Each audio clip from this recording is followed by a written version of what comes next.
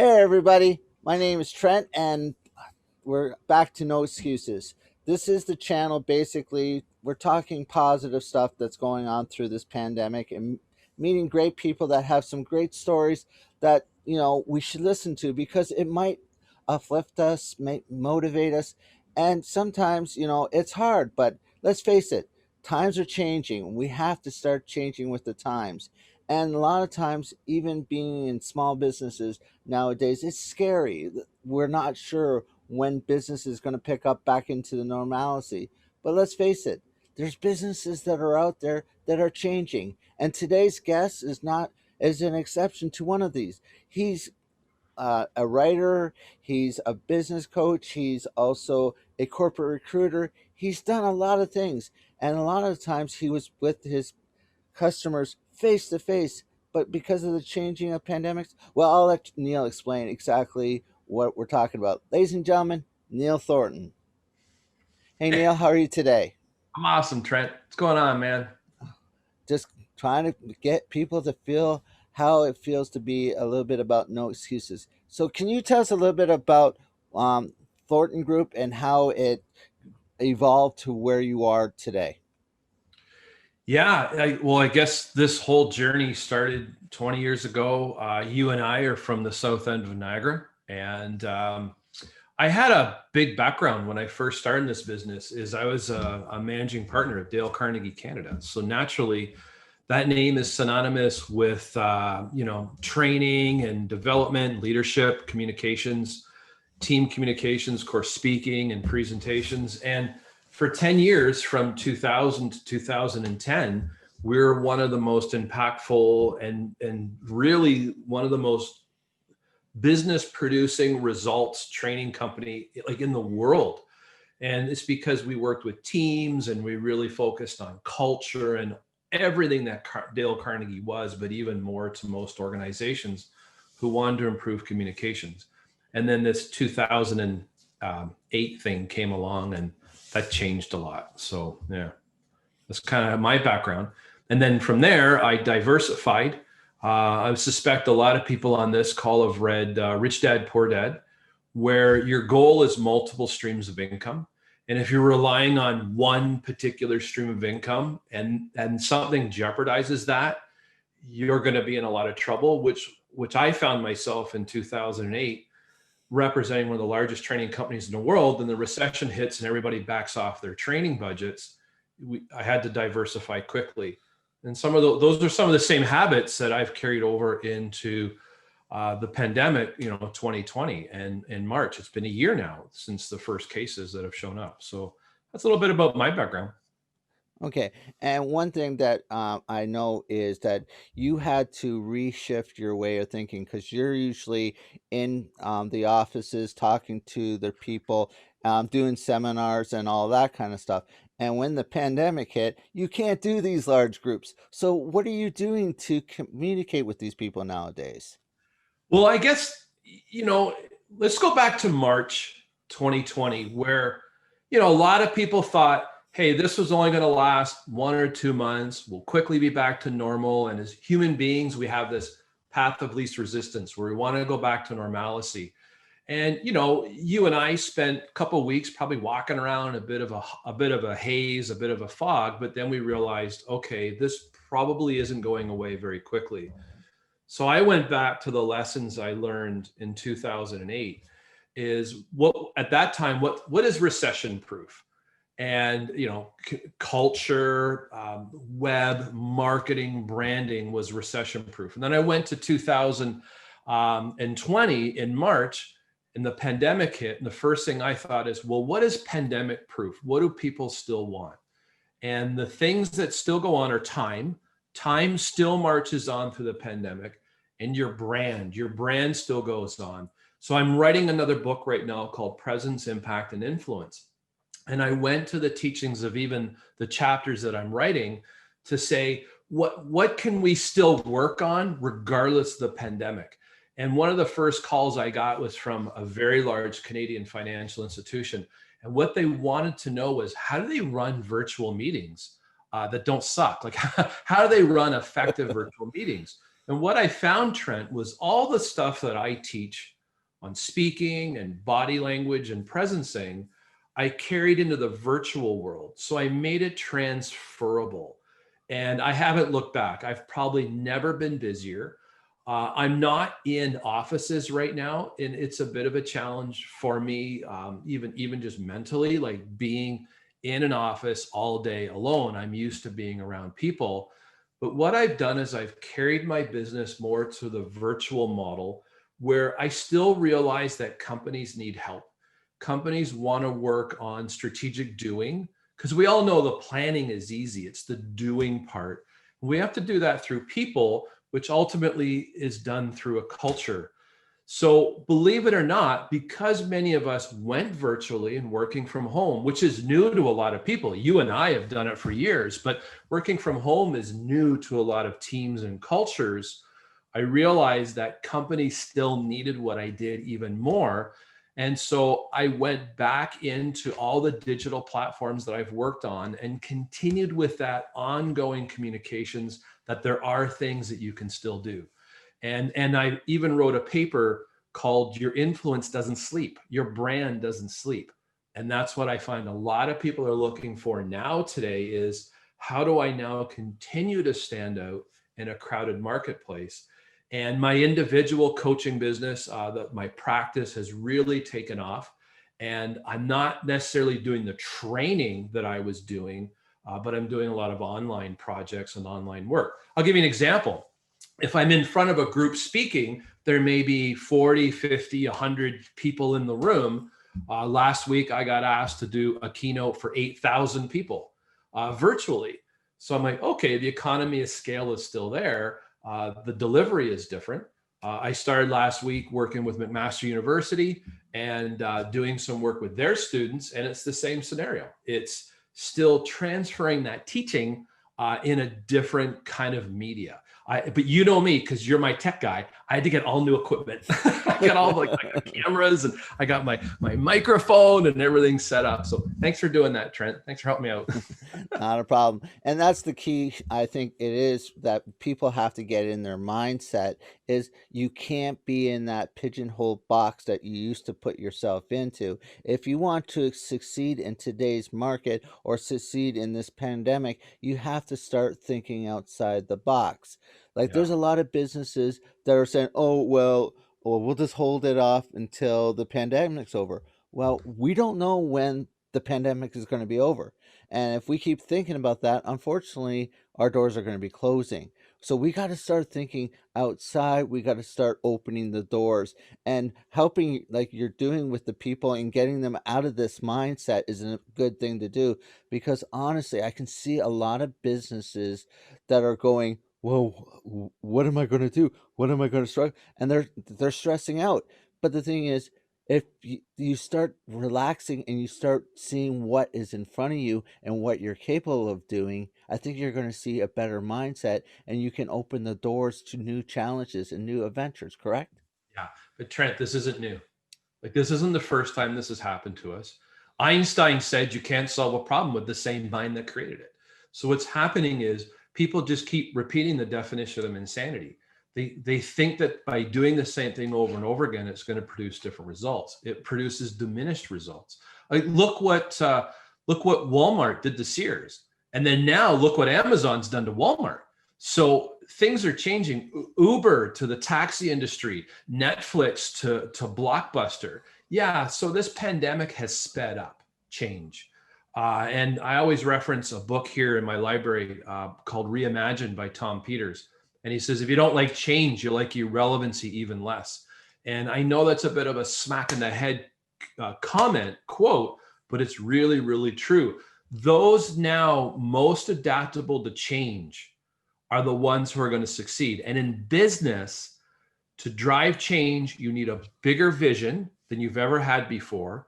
So the vision is more the infinite game you're playing towards, not short-term decisions. Any company right now making short-term reactionary decisions, you're done. That's the Shark Tank. It's the last episode. You can't make these short reactionary decisions. So you need a bigger vision. Number two, you need a team. Now, Trent, the one thing I always appreciate about you is I can always talk to you, I can connect with you, and really we can build a team.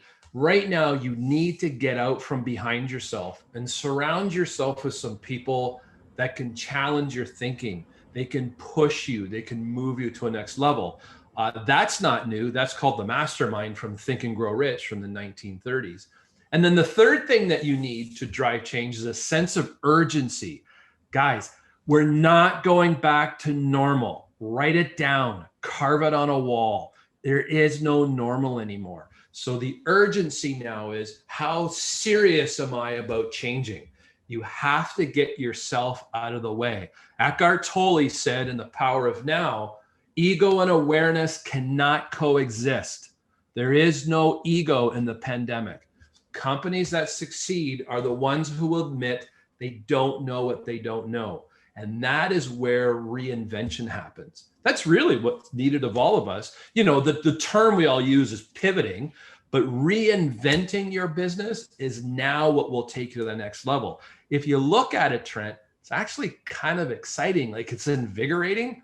But if all you're thinking is what's wrong with this pandemic, and you see lack and you see worry and stress, that will eat you up. We got to keep moving forward. There's no choice. Oh yeah, No and that choice. and that's where it comes down to what this whole show is about. No excuses, because a lot of times businesses will give the excuses. Oh, this will happen, or we'll get a bailout here, and they just keep building the excuses and excuses. And the thing is, if we keep doing that, you're never going to move forward. You got to throw those excuses out and start living in new no excuses. In your mind, what do you think no excuses is?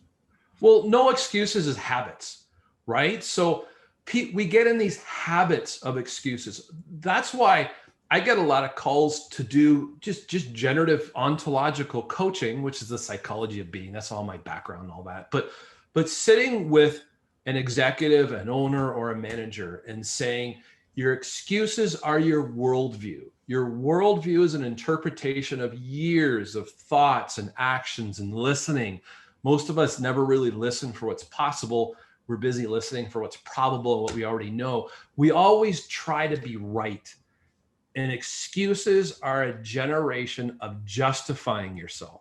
And when you find yourself justifying yourself, you will always work to be right, but you won't work to be creative or actually curious. So for me, no excuses is saying to myself, the excuses are not going to serve me. It's like being busy. Nobody cares how busy you are. Nobody cares how smart you are. Nobody cares about your problems. People only care about what you give to other people. So when you put yourself in that servant leader mindset that I'm here to serve other people, I love two things that I love following, Trent. Number one, every person is a teacher to me. I need to listen. And number two, every person is battling a battle I don't know about. So what I focus on is curiosity and giving. I don't let excuses get into my head, because excuses are a way of you justifying your worldview, which is not how the world works anyways. Your worldview is not how the world works. Just admit it. I guess admitting it is the hardest part for most people. Yeah, and I think honestly, and I remember many years ago, you and I were talking, and you said if you can promote yourself without bringing yourself into the equation, you're a better person for your business because you're showcasing what your abilities, your services are, not the person. Because a lot of times people always make it personal, and it's not about you; it's about what you can do. And honestly, I think a lot of people have to do that. And if you start living with those excuses, I think that's what's going to happen is you're going to put it all the blame on everything else and including yourself, and Right. then you're going to run down and crash. And unfortunately, we can't do that. This is a pandemic that we don't have a puzzle, a piece that will say this is, and this is the going to be the way it's going to change. No, we don't. We don't have a crystal ball, but we have to trust what we believe that is out there. We have to trust what our competitors are.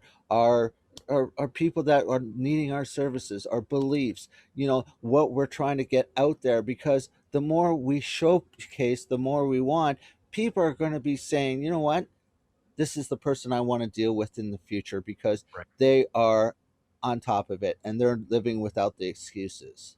Well, it's obviously the transference of confidence. It's act enthusiastic and you'll be enthusiastic. And I know it's not hard sometimes. And I know there's some people probably watching this who are struggling and they're financially struggling, but it's not what happens to you that matters. It's how you react to it. And I say the thing that you can work on is your leadership, what you're reading, what you're learning. My definition of leadership now is what people say about you when you're not in the room. So if you're in business, go out and get testimonials, work on your LinkedIn profile, work on that online brand, that you create that buzz of what you're known for. You're not bragging about it. You get other people talking about you. Your written recommendations on your LinkedIn profile, or just even your skills and expertise. Anybody watching this, you're all genius in some way, is you really focus on how do I identify and work on my strengths and not focus on my weaknesses. That's where excuses come in, is when we focus on what we can't do, instead focus on what you can do. Start setting up some affirmations for yourself. So every day from the moment you wake up, you see and envision what it is you want to work towards. And then your language starts to involve that. And the Buddha said, with your thoughts, you make the world. So if you're thinking negatively right now, that's what the universe is going to contrive to give you, is it's the negativity, what you're trying to make go away. What I'm asking people to do now is start to create what is now possible. What can I now invent that I've yet to invent that will give me more choices? Now, many people can't do that alone. You might need some professional help, but at least you're big enough to say, I'm up for getting some help. I want to build and grow my business. It's going to look differently than it ever has before. That's okay. It's going to happen in your business regardless of a pandemic. Change is constant. Oh yeah, and that's the key factor where you're just said right there. Don't be afraid to ask for help. Because let's face it, a lot of businesses or even people that are going through this, a lot of times they're afraid and they don't want to ask for help because they think that's a sign of weakness. In a Yeah. sense, it's a sign of strength, because you're giving away something that you can't control to get that help, to build you stronger. So maybe down the road you won't need that help anymore, because you have built yourself stronger. Or you might say, you know what, this is not my expertise, let Yeah. somebody else do it, and so I can focus and grow stronger. And that's honestly, I think, is a great advice you're giving there, Neil. Yeah. Now, Well, even great athletes use coaches. yeah, exactly.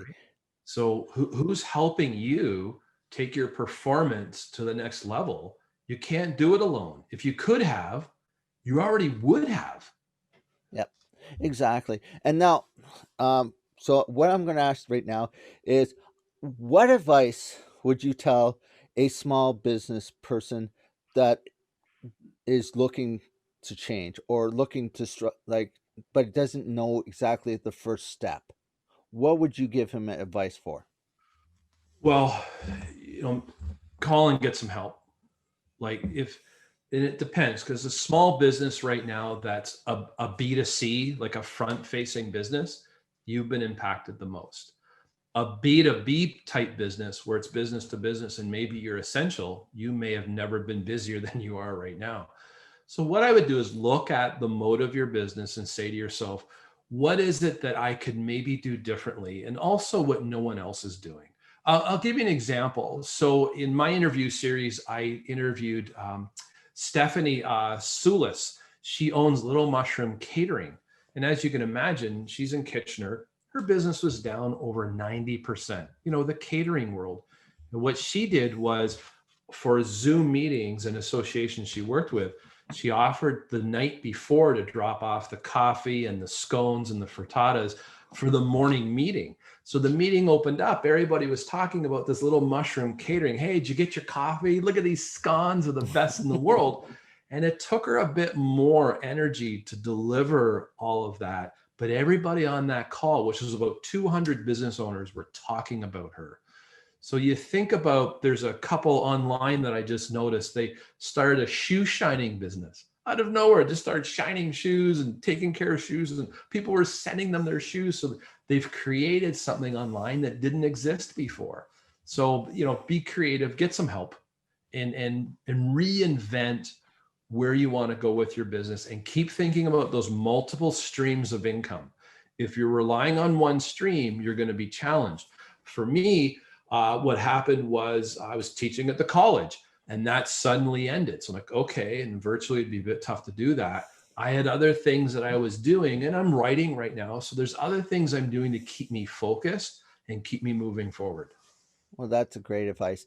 And, I appreciate you coming on today because, like I said, there's a lot of people that need that little bit of encouragement to say, you know what, we're going to move forward. So thank you, Neil, for coming on to the show today. It's always a great thing. And maybe down the road, we can do another interview talking about, other things, other tips that might encourage people to go through the process if you're open to that.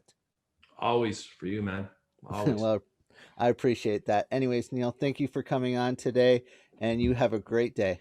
Thanks, Trent.